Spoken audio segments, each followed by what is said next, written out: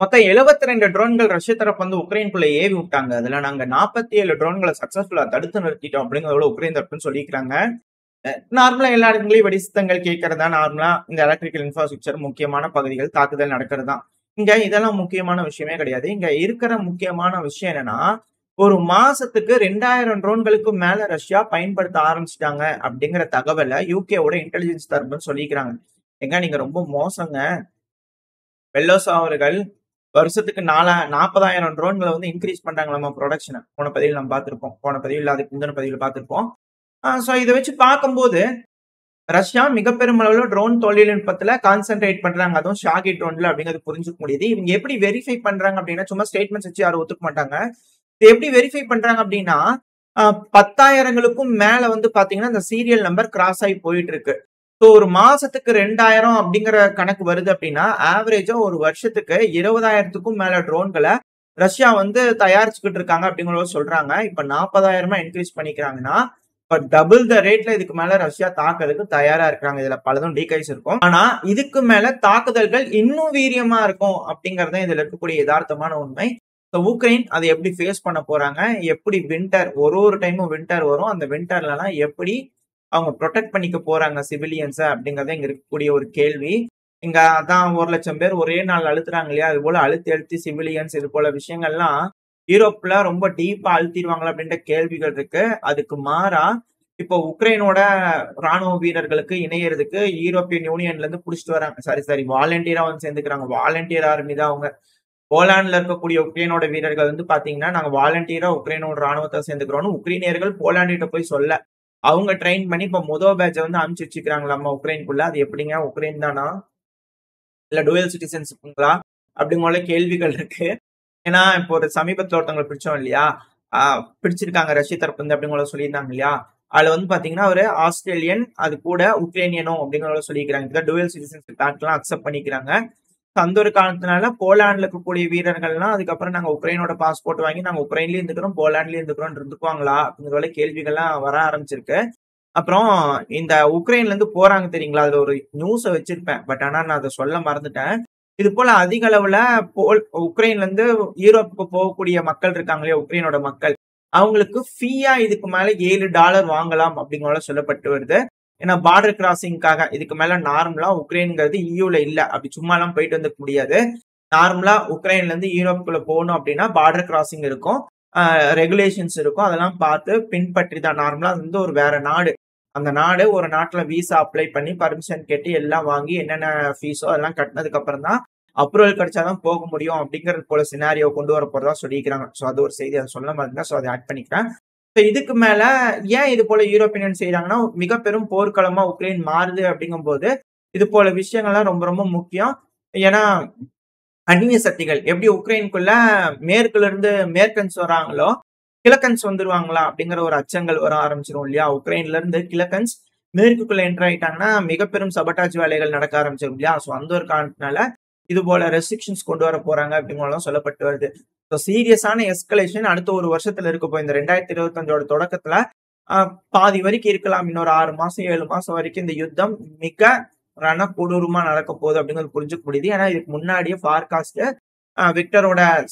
ஹங்கேரியோட prime மினிஸ்டரான Victor urban அவர்கள் சொல்லிட்டாரு இல்லையா, ஒரு கிரிட்டிக்கலான சூழ்நிலையை நோக்கி இந்த போர் வந்து இருக்கு அப்படிங்கிறது போல இந்த போர் சூழ்நிலை இருக்கு.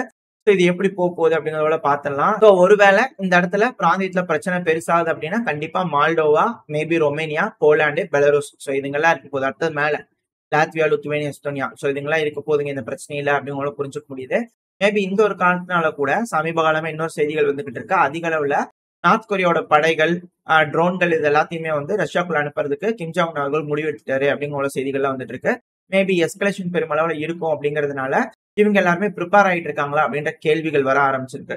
அடுத்து வந்து பாத்தீங்கன்னா உக்ரைனுக்கு ஏர் டிஃபென்ஸ் சிஸ்டம் பெருமளவுல தேவை. ட்ரோன்கள் அங்க அதிக அளவுல உருவாக்குறாங்கன்னா ஏர் டிஃபென்ஸ் சிஸ்டம் தேவை.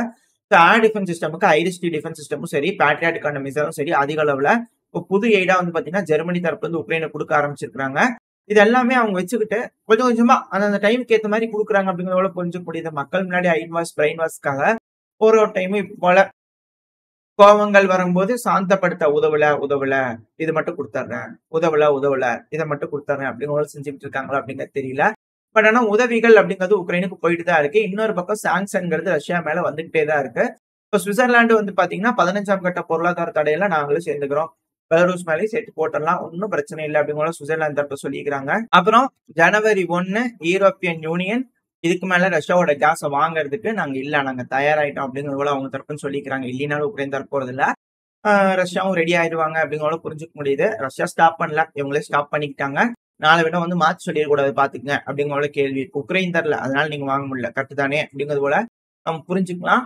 நாளை பின்னா ரஷ்யா வந்து கேஸ் கொடுக்காம போயிட்டாங்க, அதனால இந்த பிரச்சனை பெருசாயிடுச்சு அப்படிங்கிற யாரும் சொல்லிடக்கூடாது. ஜனவரி 1 இந்த வருஷத்தோட தொடக்கம் மிக பெரும் தொடக்கமா இருக்க போகுது அப்படிங்கிற மாற்றுக்கிறது இல்ல. அது மட்டும் இல்லாம உக்ரைன்ல வந்து பாத்தீங்கன்னா சும்மா சர்வே எடுத்திருப்பாங்க இல்லையா, அது போல எடுத்துக்கிறாங்க. இதுல வந்து லிஸ்ட் கொண்டு வச்சிருக்காங்க.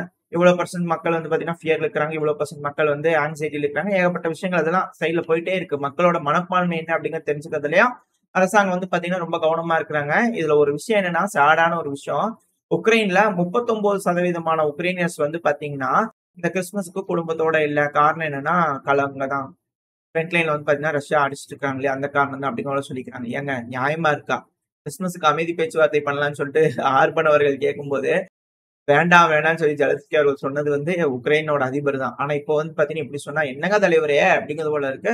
பட் இருந்தாலும் என்னோட தலைவனான ஜெலன்ஸ்கி அவர்கள் சொல்றதை என்னைக்குமே உண்மையா இருக்கும். ரஷ்யா தான் மறுத்துட்டாங்க, புரியுதா? தூங்கிட்டு இருக்கும்போது கேட்டாலும் ரஷ்யா தான் ஒத்துக்கல கிறிஸ்துமஸ் ரூஸ்க்கு. சரி, ஓகே. இப்ப நம்ம களத்துக்கு வந்துட்டோம் அப்படின்னா, களத்துல இந்த பக்ரோஸ் பையெல்லாம் வந்து பாத்தீங்கன்னா ரஷ்யா கிட்ட ஆயுதமே இல்லைங்க. எல்லாம் ஃபுல்லா நாங்கெல்லாம் அடிச்சு துரத்திட்டோம், எல்லாம் முடிஞ்சு வெடிச்சிட்டோம். அதனால என்ன நடக்குதுன்னா, ரஷ்ய தரப்பு வந்து பூரா சிவிலியன் வண்டி கார் தூக்கிட்டு வராங்க, பாவம் நல்லா அடி வாங்கிடுறாங்க அப்படிங்கிறது போல உக்ரைன் தரப்புன்னு சொல்ல. இவங்க ஏன் இது போல செய்யறாங்க அப்படிங்கிறது தெரியல. மேபி இது ஒரு ஸ்ட்ராட்டஜியா கூட இருக்கலாம் அப்படிங்கிற சில அனலிஸ்ட் தரப்பு இருக்கு. ஏன்னா சிவிலியன் வண்டிஸ் தான் எடுத்துட்டு போறாங்க, எடுத்துட்டு கொண்டு போய் நிப்பாட்டிட்டு போறாங்க, தாக்குதல் நடக்குது, நிப்பாட்டிட்டு அந்த பக்கத்துல இருக்கக்கூடிய நார்மல் ப்ரொசீஜர், டேங்க்ல போனாலும் இதுதான் செய்வாங்க. பக்கத்துல இருக்கக்கூடிய ஃபாரஸ்ட்குள்ள போயிருவாங்க, அந்த இடத்துல ரெடி ஆக ஆரம்பிச்சிருவாங்க, குரூப் ஆக ஆரம்பிச்சிருவாங்க. அதுக்கப்புறம் நைட் நேரத்துல ஒரு அஃபென்சிவ் ஆபரேஷன் பண்ணுவாங்க. அப்படி இல்லைன்னா பின்னாடி அடுத்தடுத்த வண்டிகள் வந்துகிட்டே இருக்கும், இந்த ஏரியாக்கெல்லாம் ரெடி பண்ணலாம். இங்க ஏதாவது கன்னிவெடிகள் இருக்கு, வேற ஏதாவது இருக்குதுன்னா அதை அகற்றதுக்காக கூட பயன்படுத்தலாம். இதுல இதுல இருக்கக்கூடிய முக்கியமான விஷயம் என்னன்னா, இது ரஷ்யாவோட சோர்சஸ் கொடுக்கக்கூடிய விஷயங்கள். இந்த ரிமோட் மைனிங்கிறது வந்து பாத்தீங்கன்னா பெருமளவுல இருதரப்புல யூஸ் பண்ணிட்டு இருக்காங்க. இந்த ரிமோட் மைனிங் பொறுத்த வரைக்கும் அது எப்படி யூஸ் ஆகுது அப்படின்னா, டேங்குகள் இது போல ஹெவியான வண்டி வருதுன்னா அக்வஸ்டிக் சிக்னல் கலெக்ட் பண்ணக்கூடிய சென்சார்ஸ் இருக்கும். அந்த அக்வஸ்டிக் இது போல சில சென்சார்ஸ் எல்லாம் அதுல நம்ம அந்த டைம் பார்த்திருப்போம். வர்றது சிவிலியன் காரா இல்ல டேங்கா அப்படிங்கிறது அந்த ரிமோட் மைனிங்ல இருக்கக்கூடிய மைன் வந்து பாத்தீங்கன்னா தெரிஞ்சுக்கும்.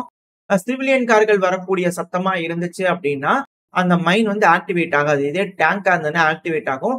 மேபி இந்த இடத்துல அதிகமான ரிமோட் மைனிங்கை யூஸ் பண்ணி உக்ரைனியன் ஏதாவது செஞ்சு வச்சிருக்கலாம், மைன்கள் போட்டு வச்சிருக்கலாம். அதை ஓவர் கம் பண்றதுக்கு கூட ரஷ்ய தரப்பு இது போல ஸ்ட்ராட்டஜி யூஸ் பண்ணலாம் அப்படிங்கிற சொல்லப்பட்டு வருது. பட் இது எப்படியோ கல நிலவரம், இது போல வேலைகள்லாம் நடந்துகிட்டு இருக்கு. ரஷ்ய தரப்பு வந்து இது போல சிவிலியன் காரை யூஸ் பண்றாங்க அப்படின்ற குற்றச்சாட்டுகள் உக்ரைன் தரப்பு வந்து வச்சிருக்காங்க. அடுத்தது ரஷ்யா களத்துல மட்டும் கான்சென்ட்ரேஷன் இல்ல, ட்ரோன்கள் மட்டும் கான்சென்ட்ரேஷன் இல்ல, டேங்குகள் பல விஷயங்கள் வந்து பாத்தீங்கன்னா அடிச்சு தள்ளிட்டே இருக்கிறாங்க, பேட்ச் அப்படிங்கிற பாத்துட்டு இருப்போம். இப்ப அந்த வகையில Su-34 1, Su-57 1 அடுத்த பேட்ச் அடிச்சு தள்ளிக்கிறாங்க, வெளியே இருந்தா எடுத்துட்டு போங்க அப்படிங்கிறது போல. சோ தொடர்ந்து இந்த ஏரியல் டாமினன்ஸ் அப்படிங்கிறது ரஷ்யாக்கு இப்போ களத்துல பொறுத்த வரைக்கும் இருக்கு. பெருமளவுல அவங்க ஏர் ஸ்ட்ரைக் வந்து பாத்தீங்கன்னா உக்ரைன்குள்ள நடத்திட்டு இருக்காங்க. இது மிக பெரும் இழப்புகளை ஏற்படுத்திக்கு அப்படிங்கறது பாத்துட்டு இருக்கோம்.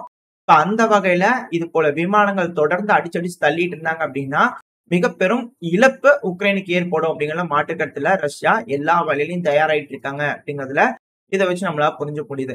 சோ ஓரளவுக்கு தகவல் இந்த பதிவில் நம்ம கவர் பண்ணிருப்போம். இதோட இந்த பதிவை நான் முடிச்சுக்கலாம். இந்த பதிவு எப்படி இருந்துச்சு, உங்களுக்கு பிடிச்சிருக்கா? பிடிச்சா லைக் பண்ணிட்டு உங்க ஃப்ரெண்ட்ஸ் அண்ட் ஃபேமிலியோட ஷேர் பண்ணிக்கோங்க. அது கூட மறக்காம நம்ம சேனல் சப்ஸ்கிரைப் பண்ணலாம், மறக்காம சப்ஸ்கிரைப் பண்ணிக்கோங்க. சேனல்கள் செந்தல் டிஃபென்ஸ், செந்தல் டிகோட்ஸ் ரெண்டு சேனலுக்குமே உங்களோட அன்பு ஆதரவு எப்ப இருக்குன்ற நம்பிக்கையில இந்த பதிவை நான் முடிச்சுக்கலாம். இந்த பதிவு நல்லா இருக்குன்ற நம்பிக்கையில அடுத்த பேர் உங்களை சந்திக்கிறேன். அது வரைக்கும் ஸ்டே சேஃப்.